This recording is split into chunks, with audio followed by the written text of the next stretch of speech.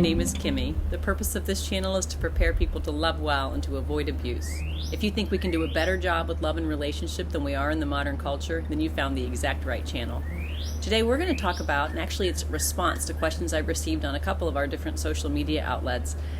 What do we owe our abuser? And to someone who's never been abused or loved someone who's been abused, this might be a really confusing question.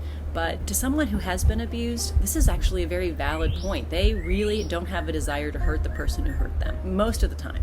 So what are some things we can think about when we think about how can we be fair while we're healing to the person that we actually probably loved?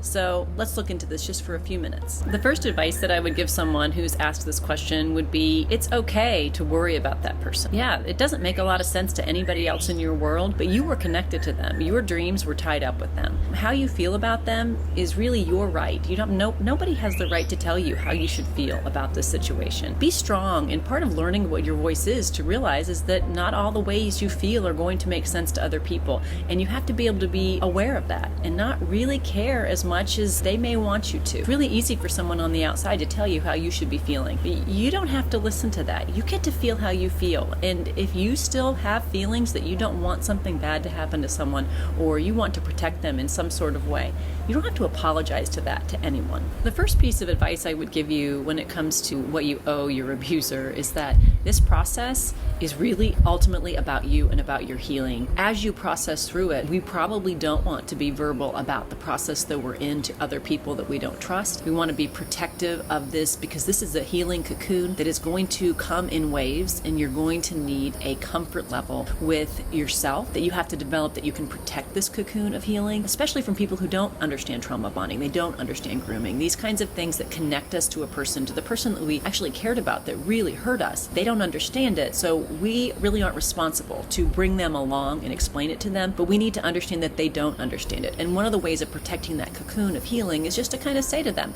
I understand that there's going to be things that are going to be revealed, and I'm going to process through this, and I have seen splinters of light come in and see how bad it really was, but it's going to take time, and you're going to need to give me time. And that's protecting that cocoon of healing. So you owe that to yourself, and to some degree that gives the abuser the ability to sit back and wonder what you're doing in that healing process. And that's not bad either, because they did something horrible to you. And if you're out immediately talking about what happened, exactly how it happened, you probably are undercutting what really happened to you.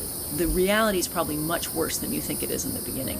So take that time to take that cocoon of healing. That really isn't obviously about what we owe the abuser. It's about what we owe ourselves. But in the end, it does protect the abuser, because what does come out when it does come out is the absolute truth. The question that was asked was, how do I protect my abuser? And when you're in the midst of this trauma healing and you're trying to get through, that seems like a valid question. And the answer is, the best thing that you can do for everyone involved is to heal honestly. Take the time, get the help, do what you need to do to understand trauma bonding, to understand the kind of grooming that you endured, to understand how bad some of the things that were done in private, in secret, the things that the lies and the other things that were all involved and wrapped up in this really ugly situation. To be able to shed light into that and the healing that comes from that is the best protection for everyone involved. You learn to tell your truth, and truth is absolutely your right, and you have the right to tell it when required and when you desire. But when we take that truth, we jump ahead before we're healing, and we use it as a battering ram to hurt somebody, then we are culpable, and we don't really want that either. So if we just heal, if we take our times to heal, that is protective. And as you more and more get into the healing and understand what has happened to you, you will feel less and less of a pull to protect them. And that doesn't mean you're going to want to hurt them, but what it will mean is that they really fall off the radar of the things that are important to you.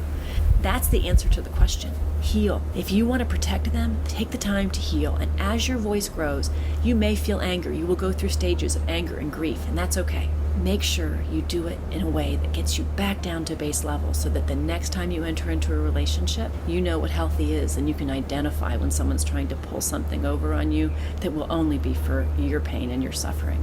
So that's how we protect them. We heal and we're honest. I hope that this has been helpful. I hope that you find that as we grow into this idea of helping people find protective love and healthy love, even in the midst of a culture that's working against us, that we together as a community will find good answers for people. But if you're healing, the best thing you can do to protect that person that you still care about, even though they probably don't deserve it, and people will be quick to tell you that, you need to get yourself well and healthy and whole.